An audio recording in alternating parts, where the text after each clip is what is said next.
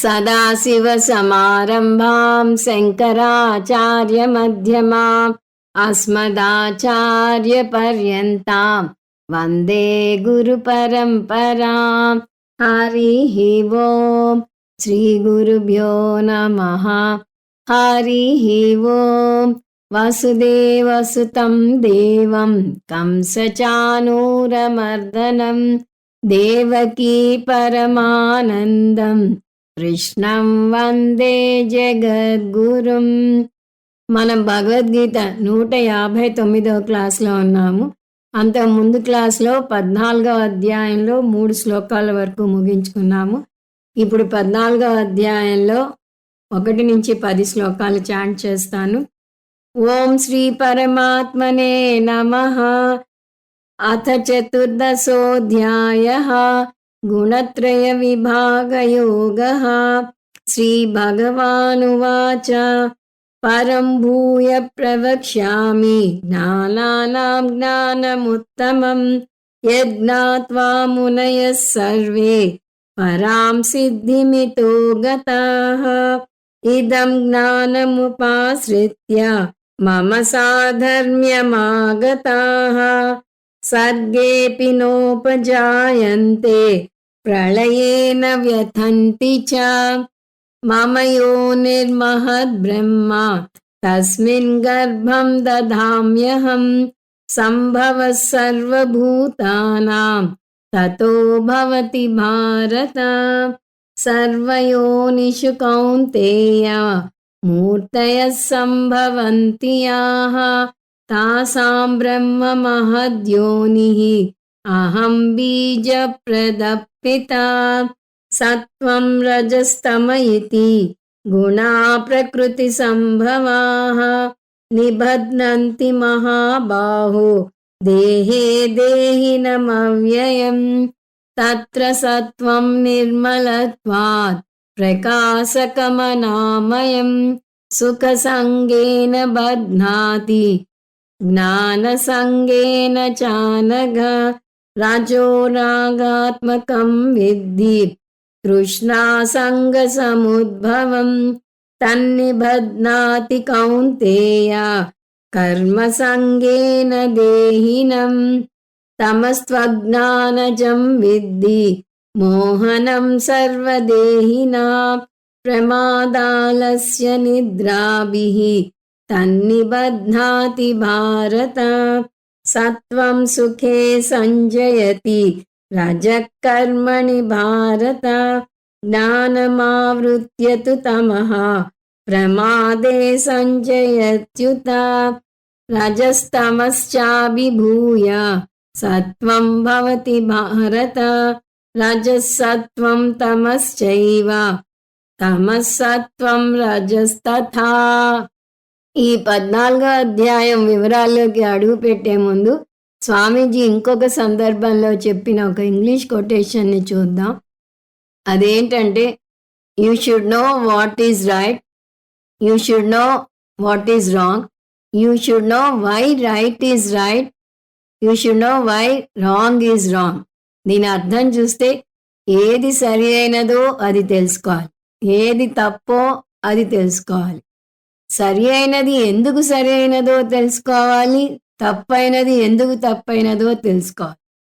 ఇది ఎందుకు చెప్తున్నామంటే 13, 14 అధ్యాయాలు వేదాంత సారాన్ని చెప్తున్నాయని చూసాం. 15వ అధ్యాయాన్ని కూడా అందులో కలుపుకోవచ్చు.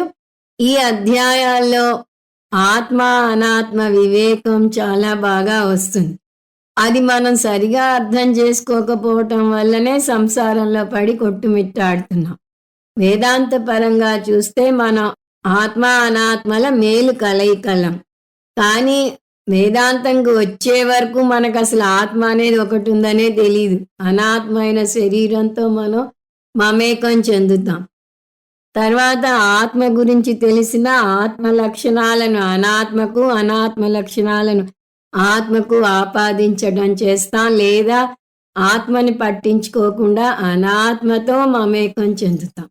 దానివల్ల సంసారంలో అవస్థ పడుతున్నాం. సో మనం చేయాల్సింది ఏమిటి అంటే, ఫస్ట్ ఆత్మ అంటే ఏమిటి, అనాత్మ అంటే ఏమిటో తెలుసుకోవాలి. ఆత్మ ఎందుకు శాశ్వతమో అర్థం చేసుకోవాలి, అనాత్మ ఎందుకు అశాశ్వతమో అర్థం చేసుకోవాలి. మనం ఆత్మ అని అర్థం చేసుకుని ఆత్మతో మమేకం చెందాలి. ఇది మనం చెయ్యాల్సిన అంశం. దాన్ని కృష్ణ పరమాత్మ క్షేత్రం క్షేత్రజ్ఞుడుగా 13వ అధ్యాయంలో చెప్పాడు. అనాత్మ అంటే క్షేత్రం, ఆత్మ అంటే క్షేత్రజ్ఞుడు. శరీరానికి మనసుకి వచ్చిన బాధలన్నీ మనకు ఆపాదించుకుని వాటితో మమేకం చెందుతున్నాం. క్షేత్రజ్ఞుడిని నేను అనే విషయాన్ని పక్కన పెట్టేస్తున్నాం. అదేవిధంగా పరమాత్మ విషయం కూడా సరిగా అర్థం చేసుకోవటం లేదు. పరమాత్మ అంటే సగుణ ఈశ్వరుడే అనుకుంటున్నాం కానీ నిర్గుణ బ్రహ్మ జ్ఞానానికి రావటం లేదు. ఇవి సరిగా అర్థం చేసుకోవాలి అనే తపన కృష్ణ పరమాత్మలో కనిపిస్తోంది. అందువలనే ఈ అధ్యాయం అర్జునుడు ప్రశ్న అడగకుండా తనంతట తనే మొదలెట్టాడు. భూయః అని మొదలెట్టాడు, మళ్ళీ చెప్తాను నీకు అని. అంతకుముందు క్షేత్రం క్షేత్రజ్ఞుడిగా ఏ విషయాలైతే చెప్పాడో అవే ఇప్పుడు గుణత్రయం గుణాతీతుడుగా చెప్పబోతున్నాడు. విషయం ఒకటే, కోణం మారుతుంది. ఎందుకు ఇన్నిసార్లు చెప్తున్నాడు? పునరుక్తి దోషం రాదా అంటే రాదు. విషయం జటిలమైనది కాబట్టి, సూక్ష్మాతి సూక్ష్మమైనది కాబట్టి, దాన్ని బాగా శిష్యునికి రంగరించిపోయాలి కాబట్టి అనేక కోణాల్లోంచి చెప్పడం జరుగుతున్నది అని చూసాం.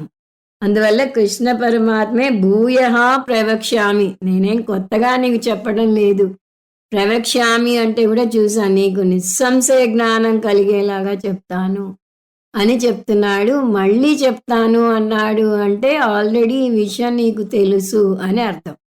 ఎలా తెలుసు అంటే క్షేత్రం క్షేత్రజ్ఞుడుగా తెలుసు. దాన్ని మనం అనాత్మ ఆత్మగా చూసాం. ఇప్పుడు క్షేత్రానికి 3 గుణాలు ఉంటాయి. ఆ గుణాలతో మమేకం చెందుతున్నాము. గుణాతీతుడైన క్షేత్రజ్ఞుడుగా మనం ఎదగాలి అనే అంశాన్ని ఇక్కడ కొత్తగా చెప్పబోతున్నాడు. 3 శ్లోకాలు చూసాం. వాటి సారం ఒకసారి చూస్తే, భూయః ప్రవక్ష్యామి, మళ్ళీ చెప్తాను. ఏమిటి చెప్తాను అంటే పరం ఉత్తమం జ్ఞానం చెప్తాను అన్నాడు. జ్ఞానం అంటేనే వేదాంతంలో ఆత్మజ్ఞానం. అటువంటి జ్ఞానాన్ని పరం ఉత్తమం వాడాడు. 2 పదాలు ఎందుకు వాడాడు అంటే విషయ వస్తువు పరంగా అది ఉత్తమమైన జ్ఞానం. సాక్షాత్తు నిర్గుణ బ్రహ్మ గురించి చెప్తున్నాడు కాబట్టి ఉత్తమమైన జ్ఞానం. అటువంటి ఉత్తమమైన జ్ఞానం పొందితే కలిగే ఫలం కూడా నిత్య ఫలమే ఉంటుంది. అందువల్ల పరం అంటే విషయ దృష్ట్యా ఉత్తమం, ఉత్తమం అంటే ఫల దృష్ట్యా ఉత్తమం. అందువల్ల ఉత్తమ విషయత్వాత్ ఉత్తమ ఫలత్వాత్ ఉత్తమం జ్ఞానం అని చెప్పాడు అని చూసాం. ఈ జ్ఞానం పొందితే కలిగే ఫలం ఏంటో కూడా ముందే చెప్తున్నాడు. ఇంత గొప్ప జ్ఞానాన్ని పొంది ఎందరో జ్ఞానులు మోక్షం పొందారు. సో ఇది కొత్తగా నీకొక్కడికే జరిగేది కాదు. హెన్స్ ప్రూవ్డ్ అంటాం. టెస్టెడ్ నాలెడ్జ్ ఇది. జ్ఞానం పొందిన వాళ్ళు దానికి తగ్గ ఫలం పొందారు. నువ్వు పొందితే నువ్వు కూడా పొందుతావు అని దీని అర్థం. పరాం సిద్ధిం గతా ఇతః. గత అంటే ఈ జ్ఞానం పొందిన వారు, ఇతః అంటే జీవించి ఉండగానే. సో జీవించి ఉండగానే ఈ జ్ఞానం పొందిన వారు జీవన్ముక్తి పొందారు, మరణించాక విదేహముక్తి పొందారు. నువ్వు కూడా అలాగే పొందుతావు అని 2వ శ్లోకంలో చెప్పాడు. మొదటి లైను జీవన్ముక్తిని సూచిస్తుంది. ఇదం జ్ఞానం ఉపాశ్రిత్య మమ సాధర్మ్యమాగతాః. ఈ జ్ఞానం పొందితే నా సాధర్మ్యం పొందుతావు అంటే నాలాగా అవుతావు అని అక్షరాలా తీసుకుంటే వస్తుంది. కానీ 13వ అధ్యాయంలో ఏమన్నాడు? క్షేత్రజ్ఞం చాపి మాం విద్ధి అన్నాడు. ఆ క్షేత్రజ్ఞుడు నేను ఒకటే అని తెలుసుకో అన్నాడు. అందువల్ల నాలాగా అవుతావు కాదు, నేనే అవుతావు అని అర్థం తీసుకోవాలి. అంటే ఐక్యం సూచిస్తున్నాడు. ఈశ్వర స్వరూపం ఏమిటి? మనం కొన్ని లక్షణాలు చూసాం ఇక్కడ. ఒకటి పూర్ణత్వం, ఇంకొకటి అభయ స్వరూపం. సో మనం కూడా జీవ ఈశ్వర ఐక్య జ్ఞానం పొందితే పూర్ణత్వాన్ని అనుభవిస్తాము, అభయత్వాన్ని అనుభవిస్తాము. ఇది జీవన్ముక్తిని సూచిస్తుంది. తర్వాత రెండో లైన్లో విదేహముక్తిని సూచిస్తుంది. సర్గే అపి న ఉపజాయంతే, వచ్చే సృష్టిలో అతను పుట్టడు. ప్రళయేన వ్యధంతి చ, ప్రళయంలో మరణం చెందడు. అంటే అతను జనన మరణ వృత్తంలో పడి తిరగడు అని దీని అర్థం. తర్వాత మూడవ శ్లోకం ఒకసారి చదువుదాం, ఎందుకంటే నాలుగవది కూడా దీని కంటిన్యూయేషన్.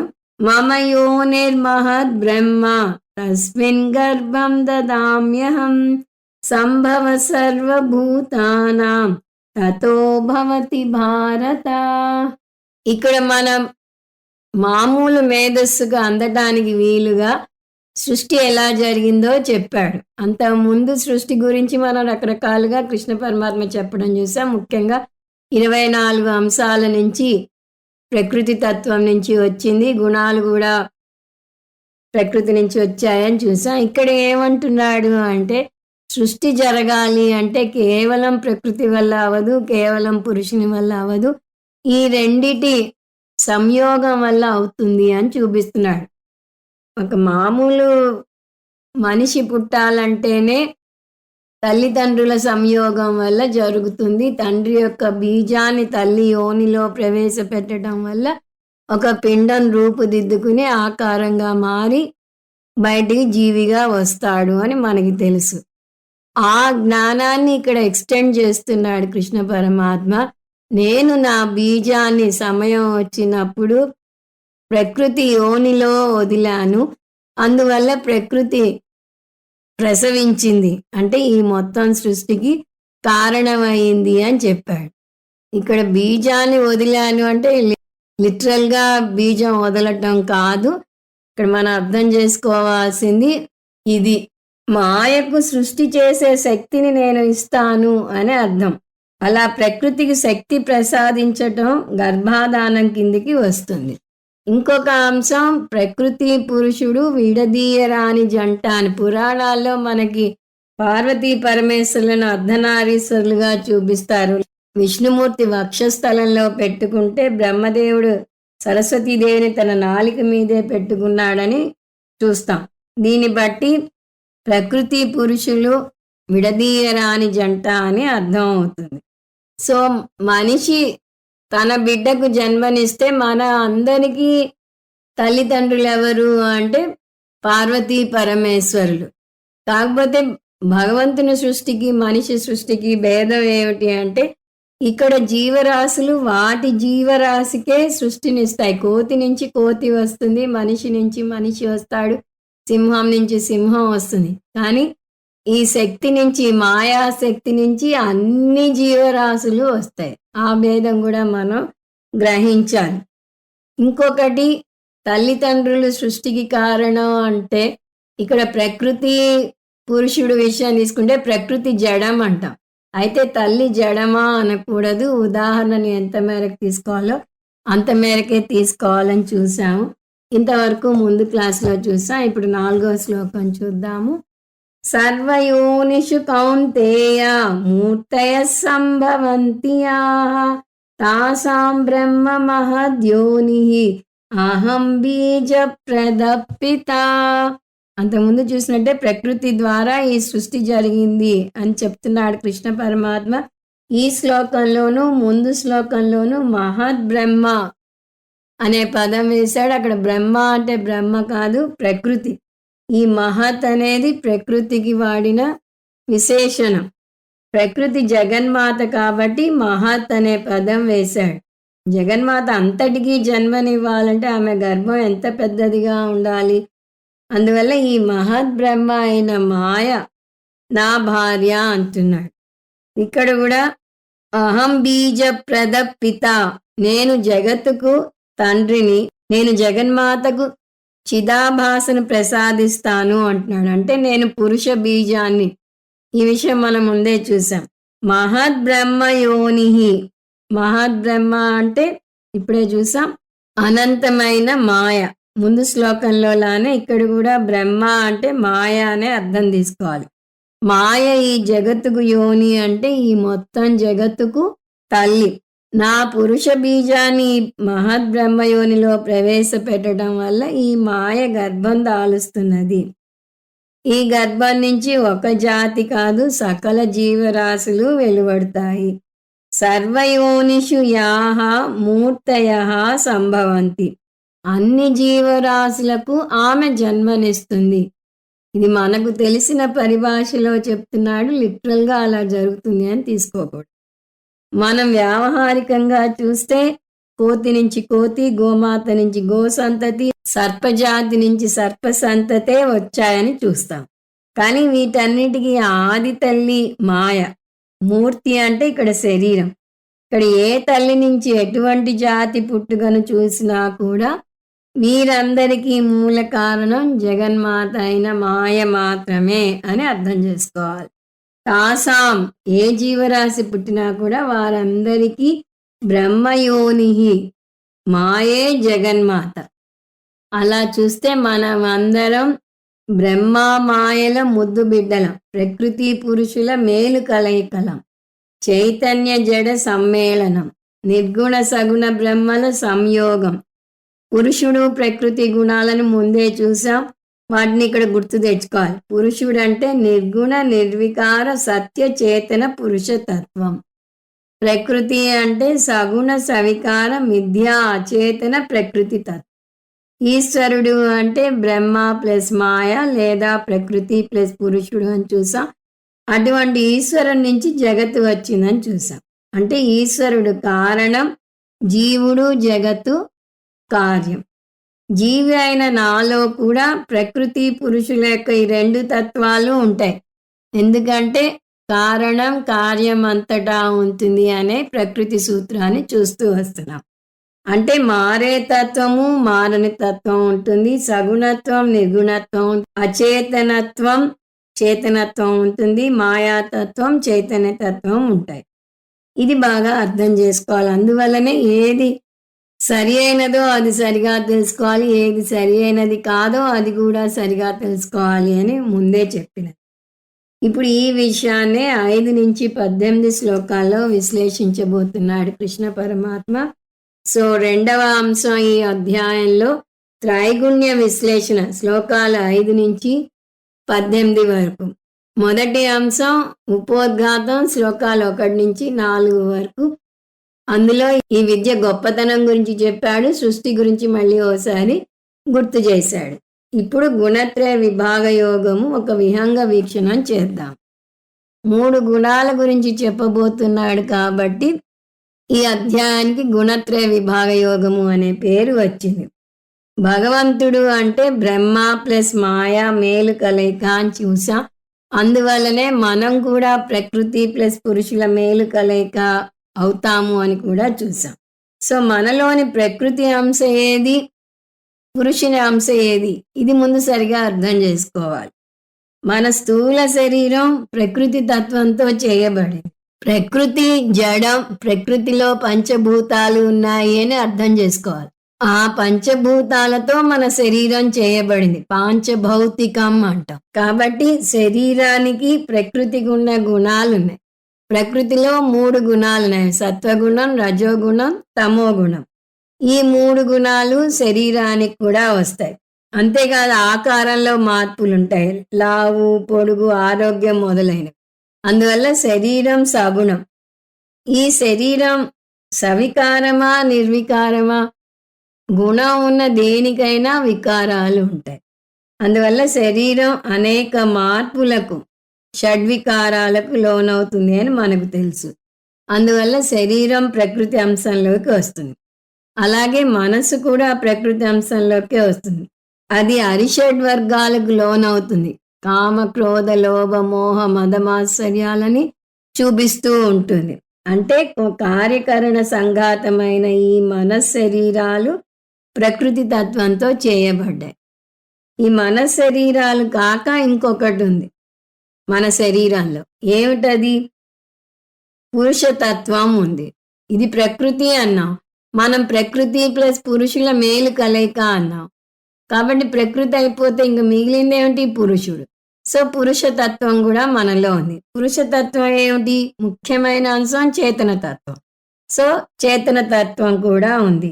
చైతన్యం యొక్క 5 అంశాలను గుర్తు తెచ్చుకోవాలి. చైతన్యం శరీరంలో ఒక భాగం కాదు, దాని నుంచి ఉత్పత్తి చెందలేదు, దాని లక్షణం కాదు అని చెప్పుకుంటూ వస్తాం. ఆ లక్షణాలు ఇక్కడ గుర్తు తెచ్చుకోవాలి. ఈ చైతన్యాన్నే వేదాంత పరిభాషలో చూస్తే నిర్గుణ బ్రహ్మ అని, సాక్షి చైతన్యం అని అంటారు. శుద్ధ చైతన్యానికి గుణాలు లేవు, అందువల్ల అది నిర్గుణం. ప్రకృతికి 3 గుణాలు ఉన్నాయని చూసాం. శుద్ధ చైతన్యానికి గుణాలు లేవు, అందువల్ల అది నిర్గుణం. గుణాలు లేని దానికి మార్పులు లేవు అని కూడా అర్థం చేసుకోవాలి. అందువల్ల ఇది నిర్వికారం. మారుతున్న వాటిని మారకుండా సాక్షిగా చూసే చైతన్యం కాబట్టి ఇది సాక్షి చైతన్యం అయింది. మనసు విషయం తీసుకుంటే ఇప్పుడు మనసు ప్రశాంతంగా ఉంది. ఈ ప్రశాంతతను ఒకటి సాక్షిగా చూస్తోంది. కాసేపటికి ఎవరో ఏదో అంటారు లేదా దారుణమైన సంఘటన జరుగుతుంది, వెంటనే మనసు అల్లకల్లోలంగా అవుతుంది. అది కూడా ఒకటి సాక్షిగా చూస్తోంది. అంటే అల్లకల్లోలంగా ఉన్న మనసును చూస్తోంది, ప్రశాంతంగా ఉన్న మనసును చూస్తోంది. కానీ చూస్తున్న దానికి ఏమీ మార్పు జరగటం లేదు, అది మారకుండా చూస్తోంది. ఈ నిర్వికారమైన సాక్షిభూతంగా చూసే చైతన్యాన్నే సాక్షి చైతన్యం అంటారు. మనం పదే పదే చూసే వాక్యం ఆలోచనలు ఉన్న, ఆలోచనలు లేని మనసుని ఏదైతే చూస్తుందో అది సాక్షి చైతన్యం. ఈ సాక్షి చైతన్యం ఉన్నతమైన నేను, నా పరాప్రకృతి తత్వం అంటుంది వేదాంతం. సో ఇప్పుడు మనలో ఏ ఉన్నాయి? మన శరీరాలు ఉన్నాయి, సాక్షి చైతన్యం ఉన్నాయి. మన శరీరాల విషయం తీసుకుంటే అవి స్వతహాగా జడం. ఎందుకంటే జడమైన పంచభూతాల నుంచి వచ్చాయి, ప్రకృతి నుంచి వచ్చాయి. ప్రకృతి కూడా జడం, పురుషుడే చైతన్యం అని చూసాం. అవి స్వతహాగా జడమైనా కూడా సర్వవ్యాపకమైన చైతన్య తత్వం వల్ల అవి కూడా చేతనమయ్యాయి. మీ ముందు ఉన్న బల్ల జడమైనా కూడా అది కాంతి సమక్షంలో ప్రకాశిస్తుంది. అదేవిధంగా ఈ మనశరీరాలు జడమైనా కూడా సర్వవ్యాపకమైన చైతన్యం వల్ల అవి కూడా చైతన్యవంతం అవుతాయి. ఉదాహరణగా అగ్ని, నీరు తీసుకుందాం. వేడి అనేది అగ్నికి స్వరూప లక్షణం, నీరుకు ఆగంతుక లక్షణం, తెచ్చిపెట్టుకునే లక్షణం. ఎలా తెచ్చిపెట్టుకుంది? నీరుని అగ్నితో వేడి చేస్తే అది వేడెక్కుతుంది కాసేపు మడ్డికి. ఆ కాసేపు దానికి వేడి అనే లక్షణం ఆగంతుక లక్షణం అవుతుంది, అంటే అరువు తెచ్చుకున్న లక్షణం. ఇదే సూత్రం మన శరీరాలకు కూడా వర్తిస్తుంది. సాక్షి చైతన్యం స్వతహాగా చైతన్యవంతమైనది, కానీ మన శరీరాలు అరువు తెచ్చుకున్నాయి. చైతన్యాన్ని సాక్షి చైతన్యం నుంచి అరువు తెచ్చుకున్నాయి. అందువల్ల మన శరీరాలకు ఉన్న చైతన్యాన్ని ఆగంతుక లక్షణం అంట. వేదాంత పరిభాషలో అంటే తత్వబోధ ఆధారంగా చెప్పాలి అంటే చైతన్యాన్ని బింబ చైతన్యం అని, ఈ మనశరీరాలు అరువు తెచ్చుకున్న చైతన్యాన్ని ప్రతిబింబ చైతన్యం అని అంటారు. ఇంగ్లీష్లో చెప్తే బింబ చైతన్యాన్ని ఒరిజినల్ కాన్షియస్నెస్ అంట. చైతన్యం అంటే కాన్షియస్నెస్, బింబ చైతన్యం స్వరూప చైతన్యాన్ని ఒరిజినల్ కాన్షియస్నెస్ అంటారు. ప్రతిబింబ చైతన్యాన్ని రిఫ్లెక్టెడ్ కాన్షియస్నెస్ అంటారు. అది ప్రతిబింబించబడింది కాబట్టి. ఒకటి ప్రతిబింబించబడాలి అంటే దాన్ని ప్రతిబింబింపజేసే మాధ్యమం ఉండాలి.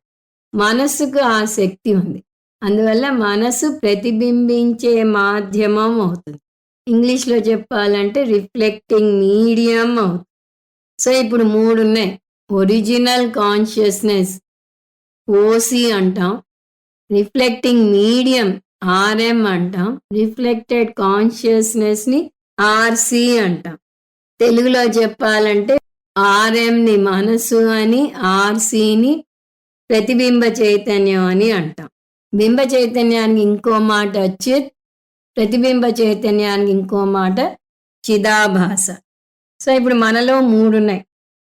చిత్ ప్లస్ చిదాభాసతో కూడిన మనస్సు. ఇది ఎలా జరుగుతుంది అని అర్థం చేసుకోవడానికి శాస్త్రం ఇచ్చే ఉదాహరణ అద్దం. అద్దం స్వతహాగా జడం, కానీ దాన్ని సూర్యునికి ఎదురుగా పెడితే ప్రతిబింబం అద్దంలో ఏర్పడుతుంది. అప్పుడు అసలు సూర్యుడు బింబ సూర్యుడు, అద్దంలో ప్రతిబింబింపబడిన సూర్యుడు ప్రతిబింబ సూర్యుడు అవుతాడు. సో అద్దంలో చూస్తే మనకి 2 ఉన్నాయి. అది అద్దం భాగం ప్లస్ ప్రతిబింబ సూర్యుడు. అదేవిధంగా మనస్సు జడమైన అద్దం లాంటిది. అది బింబ చైతన్యాన్ని ప్రతిబింబింపజేస్తుంది. ఆ విధంగా మనస్సులో మళ్ళీ 2 భాగాలున్నాయి. అవి మనస్సు భాగం ప్లస్ ప్రతిబింబ చైతన్యం. వీటికి పదాలు ఇప్పుడు మనం చూడబోయేది చిత్, చిదాభాస. బింబ చైతన్యాన్ని చిత్ అని, ప్రతిబింబ చైతన్యాన్ని చిదాభాస అని అంటాం.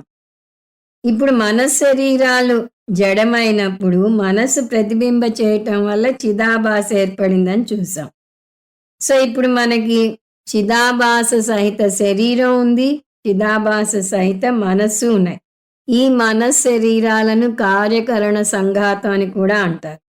ఇప్పుడు చిదాభాసతో కూడిన కార్యకరణ సంఘాతాన్ని అహంకారం అంటారు. అనేక పదాలు వాడుతున్నాం, అన్నిటి అర్థం సుమారుగా ఒకటే. సో కార్యకరణ సంఘాతాన్ని ప్రకృతి అంటారని మర్చిపోకూడదు. ఇది ప్రకృతి నుంచి వచ్చిందని చూస్తున్నాం కదా. పైగా ప్రకృతిలోకి అంటే జగత్తులోకి శరీరం మనసు వెళ్తాయనే విషయం కూడా చూసాం. కాబట్టి అహంకారం అంటే ఏమిటి అంటే ప్రకృతి ప్లస్ చిదాభాస. ప్రకృతి అంటే మన శరీరాలని ఇప్పుడే చూసాం. ఇంకో విధంగా చెప్పాలి అంటే శరీరం ప్లస్ చిదాభాస = అహంకారం, లేదా కార్యకరణ సంఘాతం ప్లస్ ప్రతిబింబ చైతన్యం = అహంకారం, లేదా జడం ప్లస్ ఆగంతుక చైతన్యం = అహంకారం. ఇక్కడ చిత్ గురించి మాట్లాడట్లేదు మనం. ఇంతకు ముందు ఏమన్నాం? బింబ చైతన్యాన్ని సాక్షి చైతన్యం అన్నాం. ఇప్పుడు ఇంకొక కొత్త అంశాన్ని నేర్చుకున్నాం. అదేమిటి? ప్రతిబింబ చైతన్యం గురించి నేర్చుకున్నాం. దాన్ని చిదాభాస అంటారని చూసాం. ప్రతిబింబ చైతన్యాన్ని అహంకారం అంటారని చూసాం. ఇప్పుడు నేనెవరు అంటే ఈ కొత్త పదాల ప్రకారం సాక్షి ప్లస్ అహంకారం, లేదా ఈ ఫార్ములా ప్రకారం చూస్తే ఇంగ్లీష్ పదాలు చూస్తే నేను OC plus RM plus RC. RM plus RC ఒక జంట, అహంకారం. సో నేను OC plus RM plus RC, లేదా తెలుగులో చెప్పాలంటే నేను చిత్ ప్లస్ చిదాభాస ప్లస్ మనస్సు. సో నేను అన్నప్పుడల్లా నాలో 2 అంశాలు ఉన్నాయి. ఇప్పుడు 3 వాడారు కదా, 2 అంటారు ఏమిటనకండి. చిదాభాస ప్లస్ మనస్సు ఒక ఐటము, చిత్ ఒక ఐటమ్. సో నేను అన్నప్పుడల్లా నాలో 2 అంశాలు ఉన్నాయి. చిదాభాస చిత్తు, చిదాభాసతో కూడిన మనస్సు. ఈ సాక్షి అహంకార పరంగా చెప్తే సాక్షి అహంకారం. సాక్షి అంశనే అంతకుముందు నిర్గుణ నిర్వికార సత్యతత్వం అని చూసాం.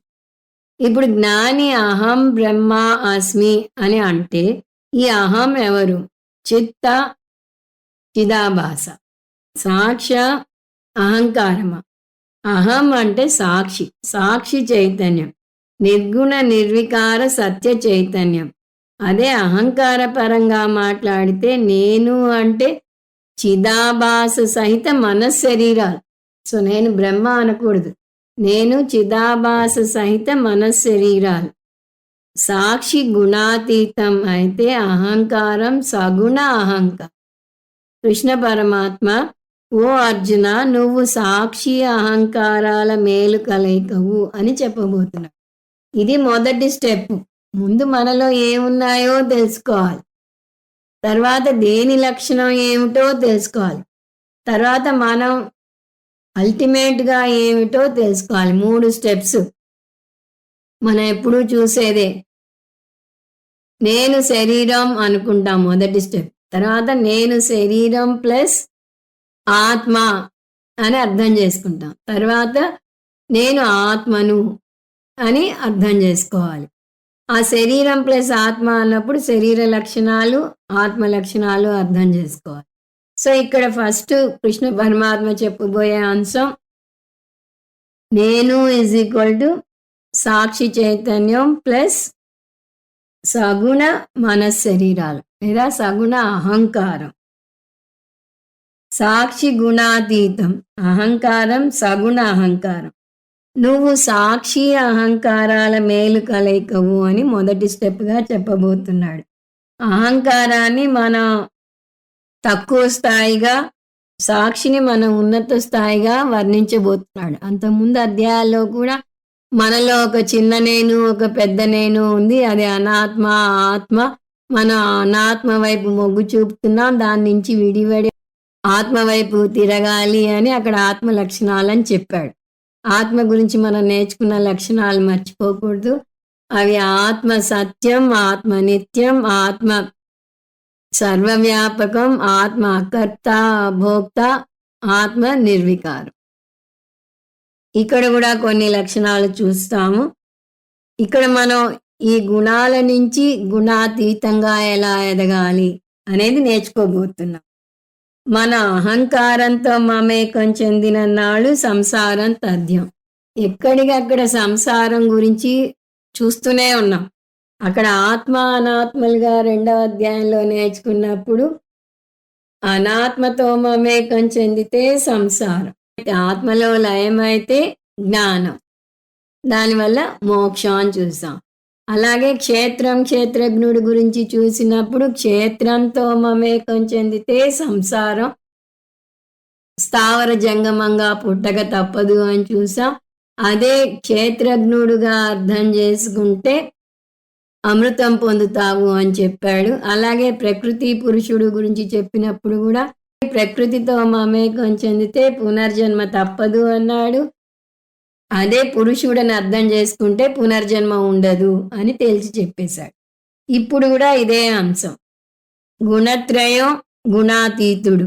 గుణత్రయమైన అనాత్మతో లేదా అహంకారంతో మమేకం చెందితే సంసారం తప్పదు. గుణాతీతుడుగా ఎదిగితే మోక్షం వచ్చి తీరుతుంది. అందువల్ల నేను అహంకారాన్ని కాదు, నేను సాక్షిని అనే జ్ఞానం పొంది సాక్షిలో నిలబడగలగాలి. అహంకారం ఎలా మనను సంసారంలో పడవేస్తుందో ఇక్కడ వర్ణించబోతున్నాడు కృష్ణ పరమాత్మ. అహంకారం విషంట. ఎందుకు? అది సగుణమైనది. సగుణమైనది సంసారంలో ఎలా పడవేస్తుంది అది అర్థం చేసుకోవాలంటే ముందు ఈ 3 గుణాలు ఏమిటి, వాటి లక్షణాలు ఏమిటి, అవి మన ఎలా బంధిస్తాయి అవి అర్థం చేసుకోవాలి. వాటి స్వరూపం ఇక్కడ వర్ణించుకొస్తున్నాడు కృష్ణ పరమాత్మ. అది చూసే ముందు మళ్ళీ ఒకసారి మనం వెనక్కి వెళ్తే మనం ప్రకృతి పురుషుల మేలు కలయికలం అని చూసాం. ఎందువల్ల అంటే కృష్ణ పరమాత్మ సృష్టి గురించి చెప్పినప్పుడు ప్రకృతి పురుషుల మేలు కలయిక వల్ల ఈ సృష్టి వచ్చింది అన్నాడు. అంటే ఆ రెండింటి లక్షణాలు మనలోకి వచ్చాయి అని చెప్పగానే చెప్పినట్టయింది. అది ఎలా వచ్చాయి అంటే మనం ఇప్పుడే వివరంగా చూసాం. మన శరీరాలు ప్రకృతి అంశ నుంచి వస్తే సాక్షి చైతన్యం పురుషుని అంశ నుంచి వచ్చింది అని. ప్రకృతి ప్లస్ చిదాభాస = అహంకారం అని చూసాం. ప్రకృతికి 3 గుణాలు ఉన్నాయి. మన శరీరాలు కూడా ప్రకృతి నుంచి వచ్చాయి కాబట్టి ఆ 3 గుణాలు మన శరీరాలకు కూడా ఉంటాయి. అవేమిటి? సత్వ రజస్ తమో గుణాలు. అహంకారాన్ని సాత్విక అహంకారం అని, రాజసిక అహంకారం అని, తామసిక అహంకారం అని అంటారు. 3 రకాల గుణాలకు బంధించే శక్తి ఉంది. సత్వగుణం మంచిదని నేర్చుకుంటాం, కానీ అది కూడా బంధిస్తుంది. అది ఎలా బంధిస్తుందో మనం ముందు ముందు చూద్దాం. ఇవి ఎప్పుడైతే బంధిస్తాయో అప్పుడే మన సంసారంలో పడవేస్తాయి. బంధం ఒక కారణం సంసారానికి. అవి బంధించే మార్గాలు వేరే ఉంటాయి కానీ గమ్యం ఒకటే. గమ్యం ఏమిటి? సంసారం. సో ఏ గుణంతో మీరు మమేకం చెందినా కూడా సంసారం తప్పదు. ఇది సమ్ అండ్ సబ్స్టెన్స్. సాత్విక అహంకారం సత్వగుణం చేత బంధింపబడితే, రాజసిక అహంకారం రజోగుణం చేత బంధింపబడితే, తామసిక అహంకారం తమోగుణం చేత బంధింపబడుతుంది. కృష్ణ పరమాత్మ ఈ 3 గుణాల గురించి వివరంగా చర్చించబోతున్నాడు. సంస్కృతంలో గుణం అర్థం చూస్తే 2 అర్థాలు వస్తాయి. ఒకటి గుణం అంటే లక్షణం, రెండవది బంధం లేదా తాడు. ఆ విధంగా ఆ పదంలోనే దాని అర్థం ఉంది చూడండి. అది ఒక తాడని, అది మనని సంసారంలో బంధించి వేస్తుందని సూచిస్తోంది. సో, మోక్షం పొందాలంటే ఏం చేయాలి? ఇట్ గోస్ వితౌట్ సేయింగ్ ఆ 3 గుణాల బంధం నుంచి ముక్తి పొంది గుణాతీతంగా ఎదగాలి.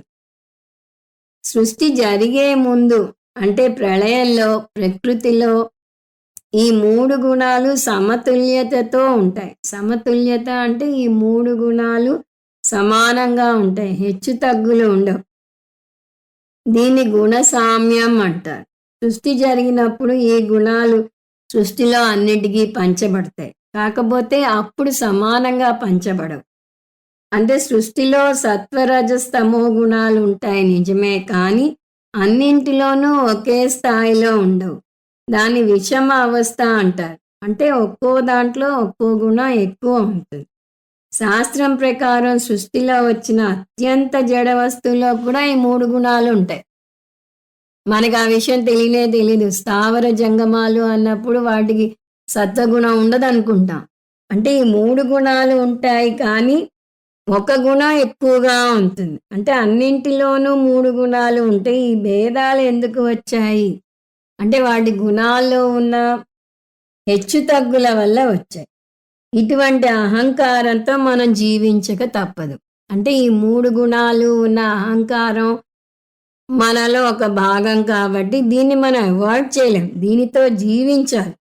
కానీ దీన్ని సరిగా అర్థం చేసుకుంటే ఇది మనని బాధించదు. ఇంట్లో కూడా చూడండి, ఒక కుటుంబ సభ్యునితో మనకి సఖ్యత ఉండదు. వాళ్ళని చూస్తేనే చిటపటలాడిపోతూ ఉంటాం, చిరాకు పడతాం, వాళ్ళు ఎప్పుడు పోతారా అన్నట్టుగా ఎదురు చూస్తాం. కానీ వారితో దగ్గరగా ఉండి వారి మనస్తత్వాన్ని అర్థం చేసుకుంటే, వారిని లోతుగా అర్థం చేసుకుంటే వారంత మంచివారు లేరు అని అర్థం అవుతుంది. చాలామంది వారి చుట్టూ ఒక కంచుగోడ కట్టుకుంటారు. అది దుర్భేద్యంగా ఉంటుంది. చూడటానికి కఠినంగా, ఎవరితోనూ కలవని వారుగా ఉంటారు.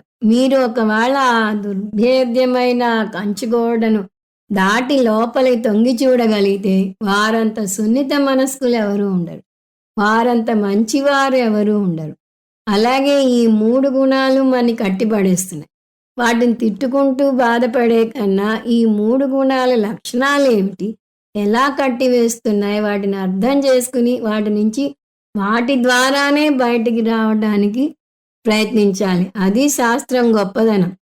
శరీరంతో మమేకం చెందకు అంటుంది, కానీ శరీరం ద్వారానే నువ్వు శరీరం కాదు అని తెలుసుకోవాలంటుంది. అలాగే మనస్సుతో మమేకం చెందకు అంటుంది, కానీ మనస్సు ద్వారానే నువ్వు మనస్సు కాదు, దాన్ని సాక్షిగా చూసే సాక్షి చైతన్యానివి అని అర్థం చేసుకోవాలి అంటుంది. ఇక్కడ అలాగే ఆ 3 గుణాలు ఉపయోగించి ఒక్కొక్క గుణం దాటుకుంటూ వచ్చి సత్వగుణానికి వచ్చి సత్వగుణం నుంచి కూడా పైకి ఎదగాలి అని చెప్తుంది. సో ఈ గుణాల గురించిన జ్ఞానం పొందితే కానీ గుణాతీతంగా మనం ఎదగలేము. అందువల్ల కృష్ణ పరమాత్మ ఒక్కొక్క గుణాన్ని విశ్లేషణ చేసుకుంటూ వస్తాడు. 5 అంశాలుగా ఈ గుణాలను చూస్తాడు. అదేంటో ఇప్పుడు చూడబోతున్నాం. సో అహంకారం ప్రకృతి తత్వం నుంచి ఏర్పడింది కాబట్టి అది గుణాలను తప్పించుకోలేదు. ముందు ఈ ఫ్యాక్ట్ మనం జీర్ణించుకోవాలి. ప్రకృతి సూత్రాలని 13వ అధ్యాయంలో చూస్తూ వచ్చాం. కొన్ని తప్పవు, వాటిని స్వీకరించాలి. మనం చేయగలిగిందల్లా వాటి హెచ్చు తగ్గులను మార్చగలం. అంటే దానిలోని సత్వగుణ అంశాన్ని పెంచుకోగలం, కావాలంటే రజోగుణ అంశాన్ని పెంచుకోగలం, కావాలంటే తమోగుణ అంశాన్ని పెంచుకోగలం. కానీ ఏ గుణం ఏమిటో తెలిస్తే ఏ గుణాన్ని ఎక్కువ పెంచుకోవాలో కూడా అర్థమవుతుంది.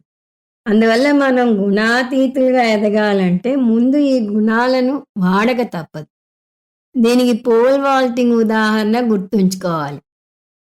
ఒక క్రీడాకారుడు ఒక పోల్ని పట్టుకుని పరిగెత్తుకుంటూ వచ్చి ఆ పోల్ని వదిలేసి అవతల గోడకి దూకుతాడు. నేను ఎలాగూ దాన్ని వదిలేసి అవతల గోడకి దూకుతాను కదా అని పోల్ని పట్టుకుని పరిగెత్తుకు రాకపోతే అతను దూకలేడు.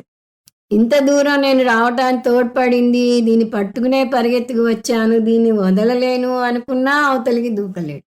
అంటే దాన్ని తీసుకురావాలి, దాన్ని ఫోర్స్గా వదలాలి, అంతే ఫోర్స్తో అవతలికి దూకాలి. ఎంతవరకు పట్టుకోవాలో అంతవరకు పట్టుకుని ఎప్పుడు వదలాలో అప్పుడు వదలాలి. అక్కడే అతను సక్సెస్‌ఫుల్ అవుతాడు. అలాగే ఈ గుణాలను ఎంతవరకు పట్టుకోవాలో అంతవరకు పట్టుకోవాలి. ఎప్పుడు వదలాలో, ఎలా వదలాలో అర్థం చేసుకోవాలి. అప్పుడు మనం గుణాతీతంగా ఎదగటానికి వీలవుతుంది. ఈ 3 గుణాల్లో ఏది ఉత్తమ గుణమో అర్థం చేసుకోవాలి. ఆ ఉత్తమ గుణానికి మొదట రావాలి. దాని తర్వాత ఉత్తమ గుణాన్ని కూడా వదిలి గుణాతీతులుగా ఎదగాలి. ఎందుకంటే ఉత్తమ గుణం కూడా మనని బంధిస్తుంది. అవన్నీ ఇప్పుడే మనం చూడబోతున్నాం. సో, కృష్ణ పరమాత్మ ఈ గుణాల గురించి 5-18 శ్లోకాల వరకు చర్చించబోతున్నాడు. గుణాల గురించిన విశ్లేషణ కాబట్టి, ఈ గుణాలు మనని ఎలా బంధిస్తాయో వివరించబోతున్నాడు కాబట్టి, ఈ అధ్యాయాన్ని గుణత్రయ విభాగ యోగము అంటారు. గుణత్రయ విశ్లేషణ కూడా చూశాక శ్లోకాల్లోకి వెళ్దాం. కృష్ణ పరమాత్మ సత్వ రజస్ తమో గుణాల మీద చేసిన విశ్లేషణను మన వీలు కోసం 5 అంశాలుగా విభజించవచ్చు. అవి లక్షణం, బంధన ప్రకార, లింగం, గతి, ఫలం. మళ్ళీ చెప్తున్నాను. లక్షణం, బంధన ప్రకార, లింగం, గతి, ఫలం. ఒక్కొక్క దాన్ని వివరంగా చూద్దాం. 1 లక్షణం. లక్షణం అంటే నిర్వచనం.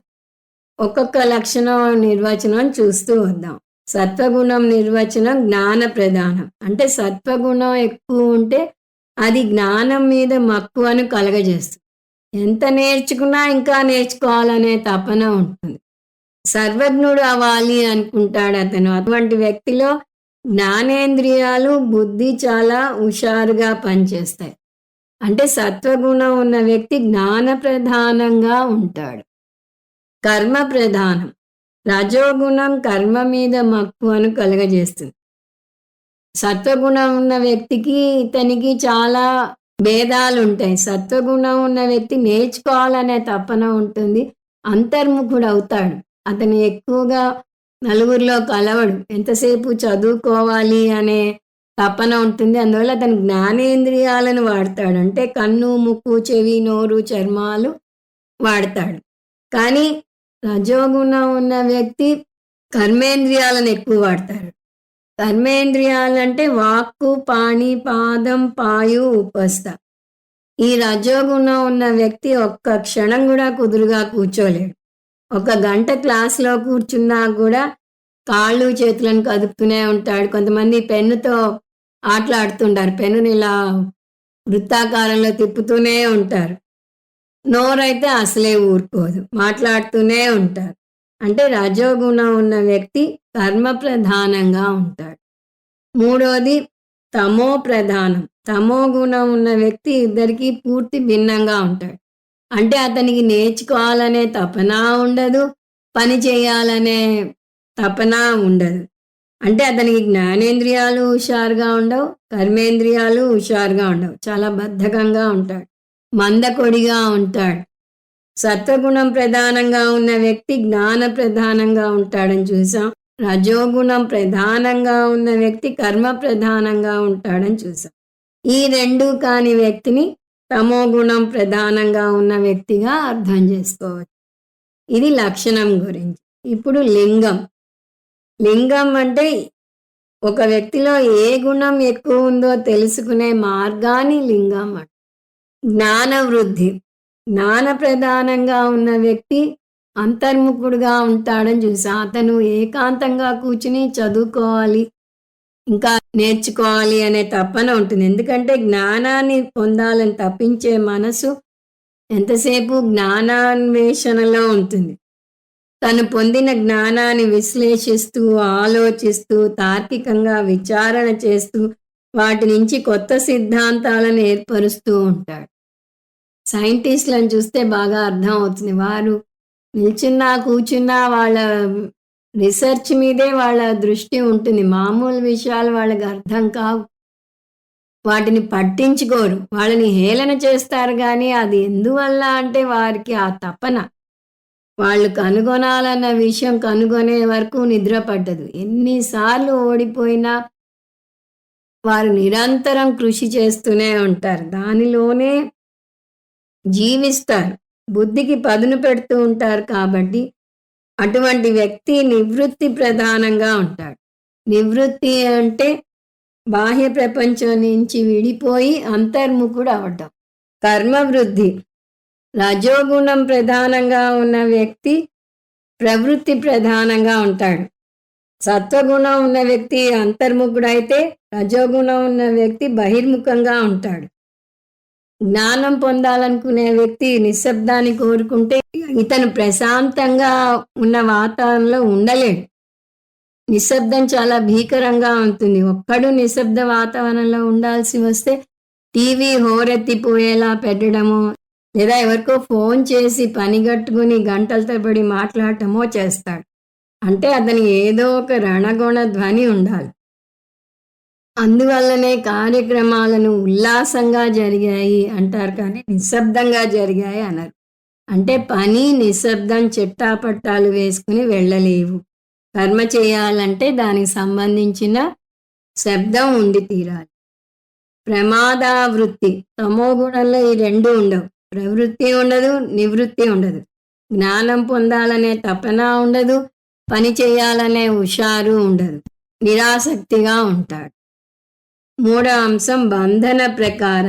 బంధనం అంటే బంధకత్వం, ప్రకార అంటే పద్ధతి. ఏ గుణం ఏ విధంగా బంధిస్తుందో చూద్దాం. జ్ఞాన సంఘం.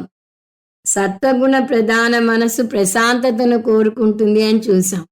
ఆలోచించటానికి, విశ్లేషించుకోవడానికి, అధ్యయనం చేయటానికి, జ్ఞానం పొందటానికి అతనికి ప్రశాంత వాతావరణం ఉండాలి.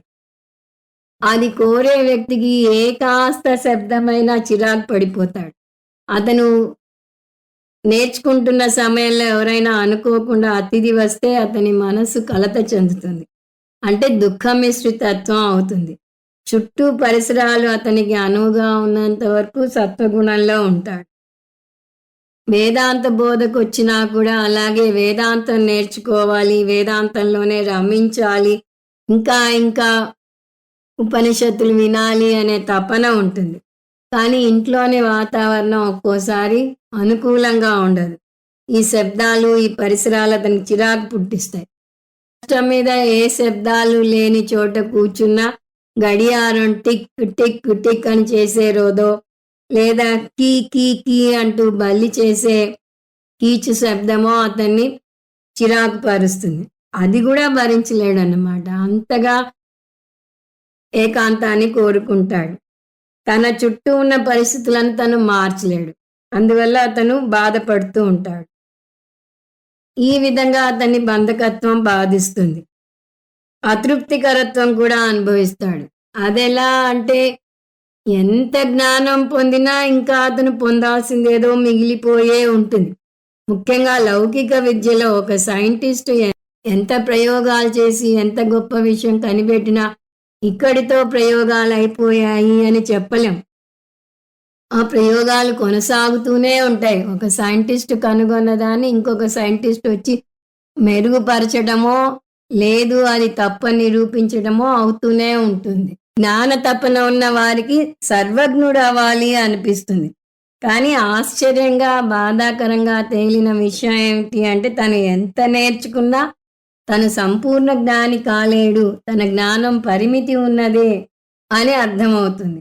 నిజానికి ఒక విషయం లోతులు కొలిచిన కొద్దీ మనకి తెలియనిది ఇంకా చాలా ఉంది అనే అనిపిస్తూ ఉంటుంది. డాక్టర్లను తీసుకోండి, ఎంబీబీఎస్ జనరల్ మెడిసిన్, దాని తర్వాత స్పెషలైజేషన్లు చేస్తారు. ఆ స్పెషలైజేషన్లు ఎంత లోతుగా వెళ్తాయి అంటే మన వాళ్ళు జోక్ చేస్తారు, ముక్కుతో ప్రాబ్లం ఉండి వెళ్తే నేను కుడి రంధ్రాన్ని స్పెషలైజ్ చేశాను, నువ్వు ఎడమ రంధ్రానికి వేరే డాక్టర్ దగ్గరికి వెళ్ళు అంటాడు అని. అంటే లోతులు కొలిచిన కొద్దీ దానిలోని విశేషాలు ఎన్నో తెలుస్తూ ఉంటాయి. స్కిన్ డాక్టర్ దగ్గరికి వెళ్తే కొంత మేరకే ఆయన చూస్తాడు. స్కిన్కి ఇంకొంచెం లోపలికి వెళ్ళాలి అంటే ఇంకొకళ్ళ దగ్గరికి వెళ్ళమంటాడు. అందువల్ల ఈ జ్ఞానం గురించి ఒక మేధావి అంటాడు, నిపుణుడు అంటే చాలా తక్కువ అంశాల గురించి చాలా లోతుగా తెలిసినవాడు అని. అందువల్ల ఎంత నేర్చుకున్నా ఇది పర్ఫెక్ట్ అండ్ కంప్లీట్ నాలెడ్జ్ అని మనం ముద్ర వేయలేము. అతన్ని కూడా సంసారం బంధిస్తుంది. అటువంటి బంధాన్నే జ్ఞాన సంఘం అంటారు. తర్వాత కర్మ సంఘం. రాజసిక గుణం ప్రధానంగా ఉన్న వ్యక్తి దీనికి భిన్నంగా ఉంటాడని చూస్తున్నాం కదా. అతను నిశ్శబ్దాన్ని అస్సలు భరించలేడు. ఎవరు మాట్లాడడానికి లేకపోతే టీవీ గట్టిగా పెట్టేసి పొరుగింటి వారి ప్రశాంతతకు భంగం కలిగిస్తాడు. అంటే ఇతను తన ఆనందం కోసం ఎదుటివారి మీద ఆధారపడతాడు. వారి పక్కన లేకపోతే బాధపడతాడు. ఈ విధంగా అతనికి బంధకత్వం ఉంటుంది.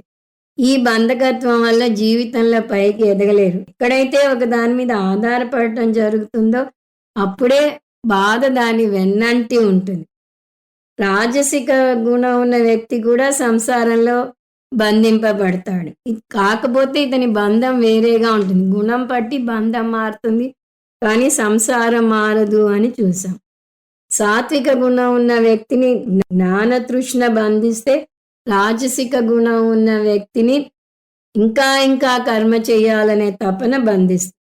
ఒక్క క్షణం తీరిగ్గా కూర్చోలేడు, ఏదో చేసేయాలి. ఇలాంటి వారిని పందిరి గుంజకు కూడా పని చెప్తాడు అని అంటారు. అంటే వాళ్ళు ఖాళీగా కూర్చోరు, ఇంకోళ్ళని ఖాళీగా కూర్చొనివ్వరు. ఇంగ్లీష్లో వర్కహాలిక్స్ అంటాం. అది కూడా ఒక చెడు అలవాటే. పని చేసేయాలి అనే తపన కూడా అంత ఎక్స్ట్రీమ్కి వెళ్ళకూడదు అని చెప్తాం. రాబర్ట్ ఫ్రాస్ట్ ఒక అద్భుతమైన పోయం ఉంది. The woods are dark, deep and lovely, but I have promises to keep and miles to go before I sleep and miles to go before I sleep. ఒక వ్యక్తి అందమైన అడవిలో వెళుతూ ఒక క్షణం ఆగి ఆ అందాన్ని ఆస్వాదిస్తాడు. కానీ అంతకన్నా ఎక్కువసేపు ఉండలేడు. ఎందుకంటే అతనికి కర్తవ్యం గుర్తుకొస్తుంది, అతను చేయాల్సిన పనులు గుర్తొస్తాయి. నేను ఎన్నో పనులు చేయాలి, ఎన్నో కర్తవ్యాలు నెరవేర్చాలి అనుకుంటాడు. ప్రయాణించాల్సిన దూరం ఎంతో ఉంది అంటాడు. ఇక్కడ ప్రయాణించాల్సిన దూరాన్ని చేయాల్సిన పనులుగా అన్వయించుకోవాలి. అందువల్ల అతను ఒక్క క్షణం కూడా ఖాళీగా కూర్చోడు. దీన్ని కర్మ సంఘం అంటాం. ప్రమాద సంఘం, వీరి గురించి ఎక్కువ చెప్పేది కూడా లేదు. అది కాదు ఇది కాదు, ఈ రెండు కాకుండా ఉన్న వ్యక్తి తామసిక వ్యక్తి అని చెప్పచ్చు. తామసిక గుణం ఉన్న వ్యక్తి నిర్లక్ష్యంగా ఉంటాడు. తనకు కలిగిన మానవ జన్మ ఎంత దుర్లభమైనదో తెలుసుకోడు. ఈ నిర్లక్ష్యాన్ని ప్రమాద సంఘం అంటారు. అతను ఏ పని చేయడు, బద్ధకంగా ఉంటాడు. భగవంతుడు వీడికా నేను మానవ జన్మ ఇచ్చాను అని బాధపడి వచ్చే జన్మలో ఏ జంతువుగానో పుట్టిస్తాడు అని జోక్ చేస్తూ ఉంటారు. 4 గతి. ఈ గుణాలు ఉన్న జీవులు మరణించాక ఏ లోకాలకు వెళ్తారో చూద్దాం. దీని మరణానంతర ప్రయాణం అంటారు. ఊర్ధ్వగతి. సత్వగుణం ప్రధానంగా ఉన్న వ్యక్తి ఊర్ధ్వలోకాలకు వెళ్తాడు, అతను మంచి పనులు చేస్తాడు కాబట్టి. మధ్యమ గతి. రజోగుణం ప్రధానంగా ఉన్న వ్యక్తి భూలోకంలో పుడతాడు.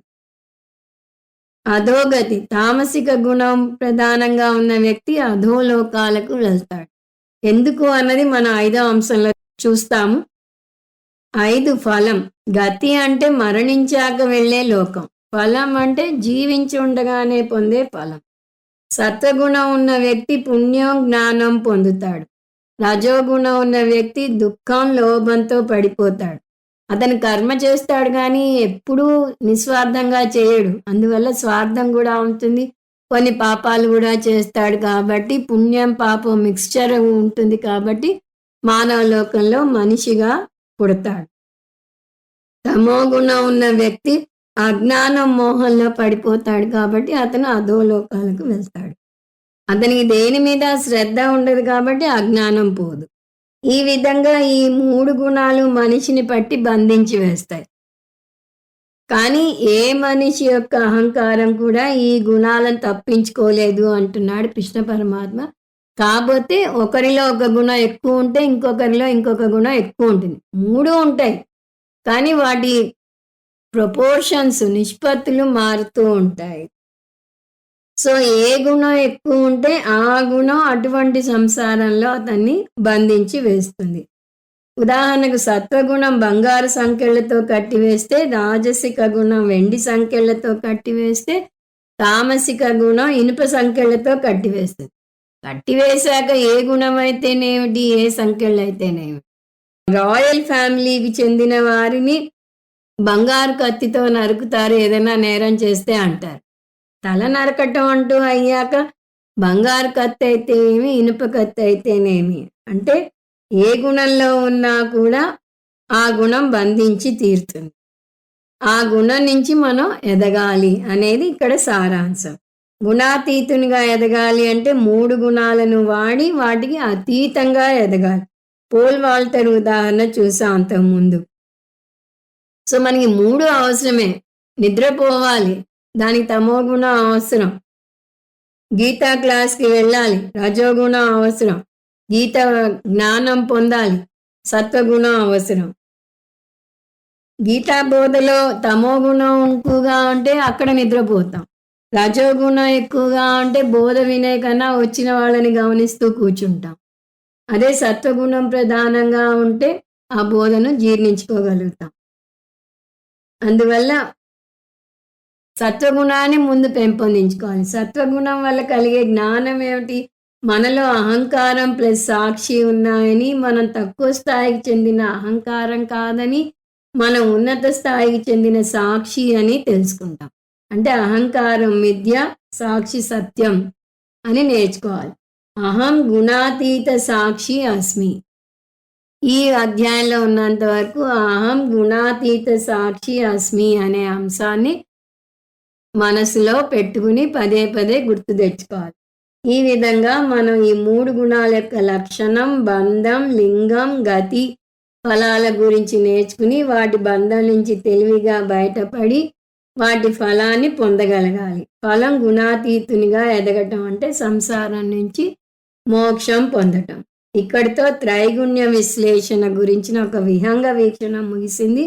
ఈ నేపథ్యంతో శ్లోకాలలోకి అడుగు పెడదాము. 5 సత్వం రజస్తమ ఇతి గుణా ప్రకృతి సంభవాః నిబధ్నంతి మహాబాహో దేహే దేహినమవ్యయం.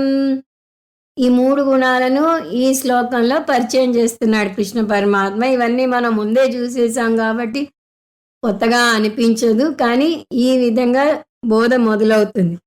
సో సత్వం రజస్తమ ఇతి గుణాః ప్రకృతి సంభవాః. ముందు ఇతి గుణాః వరకు చూస్తే సత్వం రజస్తమ ఇతి, ఈ 3 గుణాలు ఏమిటి? సత్వగుణం, రజోగుణం, తమోగుణం. ప్రకృతి సంభవాః, ఇవన్నీ ఎలా వచ్చాయి? ప్రకృతి నుంచి వచ్చాయి. ప్రకృతికి 3 గుణాలు ఉన్నాయి కాబట్టి, ప్రకృతి నుంచి మన శరీరాలు వచ్చాయి కాబట్టి ఈ 3 గుణాలు వాటికి వచ్చాయి. దేహే దేహినమవ్యయం. దేహి అంటే అహంకార ప్రధాన జీవి, కానీ అతని అసలు స్వరూపం ఏంటి? అవ్యయం, సాక్షి చైతన్యం. సాక్షి చైతన్యం అవ్యయం, నాశనం లేనిది, వికారాలు లేనిది. ఈ 3 గుణాలు అహంకార ప్రధాన జీవిలో భిన్న స్థాయిలలో ఉంటాయి. నిబద్ధంతి, ఈ భిన్న స్థాయిలో ఉన్న ఈ 3 భిన్న స్థాయిల్లో జీవిని సంసారంలో పడవేస్తాయి. అది ఎలాగో ఒక్కొక్కటిగా చూస్తూ వస్తాము. అవి ముందు క్లాసుల్లో చూద్దాము. ఓం తత్సత్. సర్వం శ్రీకృష్ణార్పణమస్తు. ఓం పూర్ణమద పూర్ణమిదం పూర్ణాత్ పూర్ణముదచ్యతే పూర్ణస్య పూర్ణమాదాయ పూర్ణమేవావశిష్యతే. ఓం శాంతి శాంతి శాంతి. హరి ఓం. శ్రీ గురుభ్యో నమః. హరి ఓం.